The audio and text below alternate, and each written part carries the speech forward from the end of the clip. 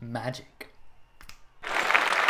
Greetings, my fellow foxes. This is Fox Cook by the Foxtron presenting to you today WWE13, the best wrestling game ever.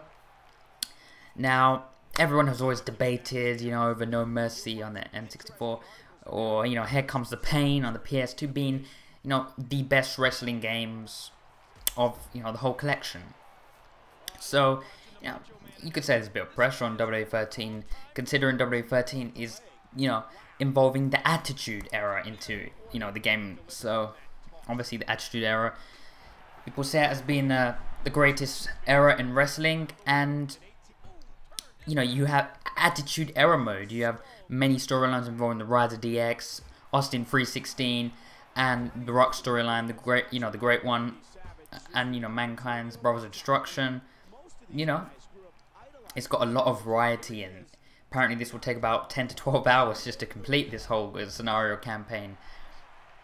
And in Universe Mode, you have it being designed by Paul Heyman, pretty much. Him, the creative genius, Paul Heyman, one of the best minds in professional wrestling, actually, reconstructing the whole Universe Mode and making, innovating storylines, and just, like, for example, not even just storylines, but just cutscenes like the Eddie Guerrero one when you slam the chair against the ground, throw it on the guy, and then go back down. That's just classic Eddie Guerrero, and I'm really glad that's there. So Universe Mode feels actually more like a seasonal kind of mode, because we know WWE has had this Universe Mode, but it's never feel as much seasonal as it could have been, because it was like a season mode, but it was kind of like an exhibition just thrown into the Universe Mode with a few cutscenes, and now it's somewhat really good with stats and everything. So then you got this kind of season mode, and then you've got, like, in its own right, Universe Mode, and then you've got Attitude Era mode, so you can pretty much explore the old things. You pretty much got audio from the old days. Like the audio, that is the key system of it as well. The graphics have improved quite a bit, quite nicely. People say the graphics are a bit weird, but that's only because in the Attitude Era modes, they're not exactly going to be really flashing lights in my mouth. They're going to be, quite dark, and just how the actual feeling was and atmosphere was during the Attitude Era. And I'm not really prepared for this video. I'm just going to blabber everything out because I cannot wait for this game. So let's continue. So the audio system mode, the crowds are actually like Attitude Era kind of crowds as well, and also the crowds, nowadays on Raw, the Cena sucks, let's go Cena, it's really good, and the yes Daniel Bryan chants, it's really good. It captivates the feel. Audio is very important, like visually something's important, but the audio is important, so the audio just makes you feel involved in the action. Last year WWE12 they focused on the gameplay, and this year they're enhancing the audio, which is fantastic and phenomenal. The roster is the largest this year. Over 100, I think, characters. The DLCs are offering a lot. Heck, you got Attitude Era superstars, you got current day superstars, and the DLCs. I think that's the only one being announced right now. But maybe they could be possibly being releasing more DLC. But the fact is, they've already got loads, and you're gonna get everything from day one. Even though the release date DLC is a bit bullcrap, it's like you're paying for another part of the game. But oh well, it's still worth it at the end of the day. So that's gonna be even more exhilarating. So yeah, they've also done certain things like worked on small little features such as Create a Wrestler, how you can add transparency now to certain things, like you used to be able to do, just really small fundamental things like that. I think Create a Wrestler, Create a Finisher, or they call it special moves. I think you can do like this really cool pile driver kind of move. They've added a bit into it. They've also animated some new moves and reanimated the old ones. They got a few moves with Daniel Bryan. They even got the guillotine choke, and he hardly uses it anymore, and that's just good because that means you never know. He's used it against a Big Show before. If he was ever against another big guy, he may use it. So it's good they incorporate that into it. Mind my but yeah, just thinking of everything from the top of my head. Like I said, they've worked on really small features. Superstar threads, it's still the same. But I mean, the thing is, they were hoping to do something about that, but you can't really do things, because then when people, they want you to buy the new game, otherwise people are going to stick with the same game, just, you know, edit the look, you know, the actual look. If they expanded Superstar Fresh to just, you know, not just colorings of the attires, but actually hairstyle changes and facial hair changes. So yeah, and this is definitely a good one.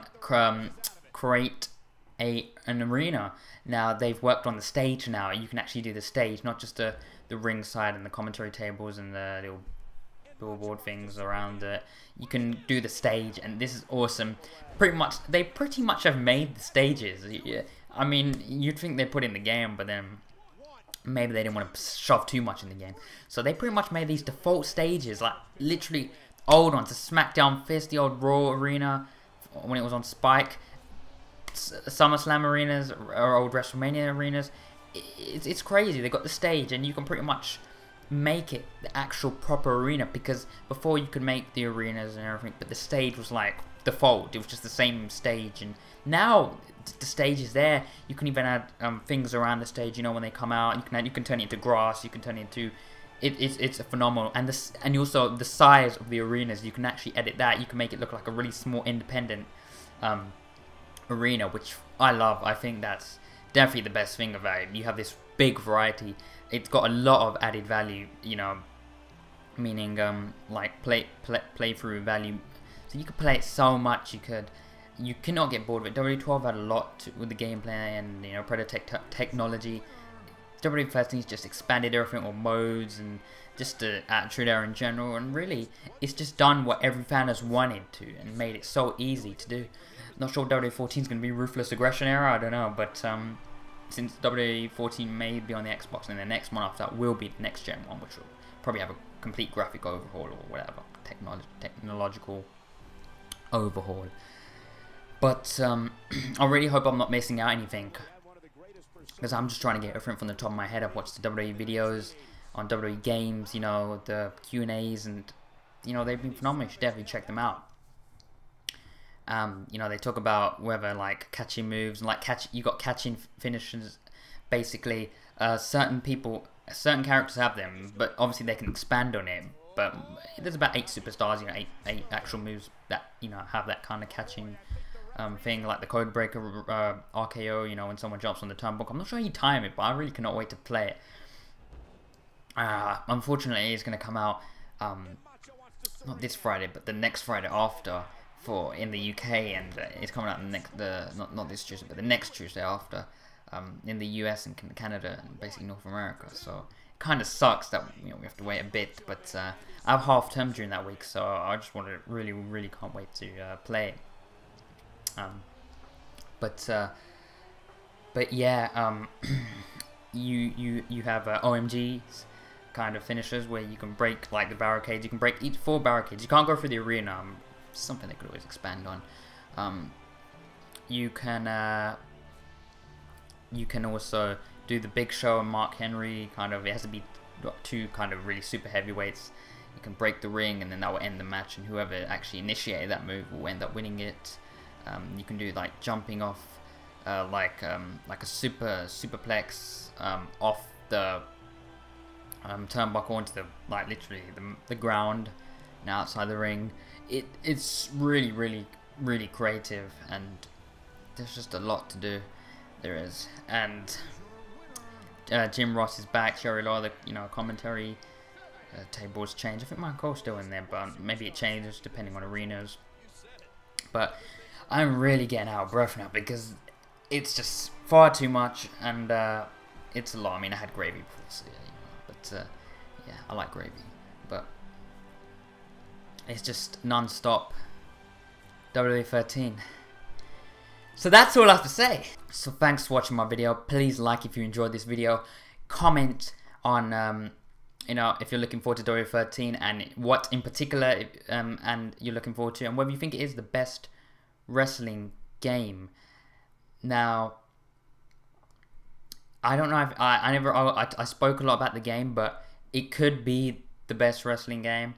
But it's also during the time things came out, you know, usually even if games have more stuff to it, it's usually times when Here Comes the Pain and No Mercy, you know, like the time for the experience, like the age as well. Now as we're growing up, we look at our younger experiences as the better ones for games coming out then. So if I said which is my favorite Metal Gear Solid, I'll say the first one, you know, because that's my favorite game of all the time. You know, and I'd say Here Comes the Pain is my favorite, but yeah, that again, that's for you to decide whether it will be the best wrestling game. And subscribe for the best source for WWE news and rumors.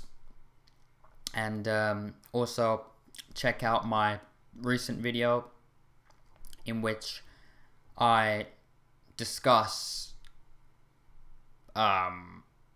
whether Dave Bautista will be making a return to WWE at the Royal Rumble 2013 pay-per-view in particular. So you should definitely check that out.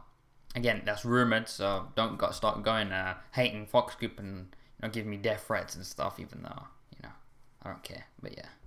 So, again, thanks for watching my video. This is Fox Group by the Foxtron, and I'm over and out!